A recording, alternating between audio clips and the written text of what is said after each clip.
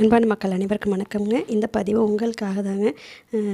முதல்ல நம்ம தோட்டத்தினுடைய அறுவடை பார்த்துக்கலாம். அதுக்கப்புறம் இங்கே பாருங்கள், பூக்கள் அறுவடை பார்த்தோம். அதுக்கப்புறம் கொஞ்சம் நாள் கத்திரிக்காய், கருவேப்பிலை பறிச்சிருக்கோங்க. சரி, இது என்னங்க டேபிள் ரோஸ் வச்சுருக்கீங்க அப்படின்னு கேட்குறீங்களா? கண்டிப்பாக இது உங்களுக்கு தாங்க.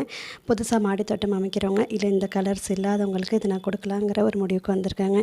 ஏன்னா இந்த சேனலை இந்த அளவு நீங்கள் வளர்த்து கொண்டு வந்திருக்கீங்க. நிறைய சப்ஸ்கிரைப் பண்ணுறீங்க, கமெண்ட் பண்ணுறீங்க, எனக்கு நிறைய செய்கிறீங்க. உங்களுக்காக நானும் எதுவும் செய்யணும் இல்லைங்களாங்க. அதனால் என்கிட்ட உள்ள இதில் வந்து இப்போதைக்கு 9 கலர் இருக்குதுங்க. ரெட்டு வந்து கொஞ்சம் சின்னதாக இருக்குது, உருவாக்கிட்டு இருக்கேன். அதையும் சேர்த்து 10 கலராக நான் வந்து யாருக்கெல்லாம் வேணுமோ கொடுக்க முன் வந்திருக்காங்க.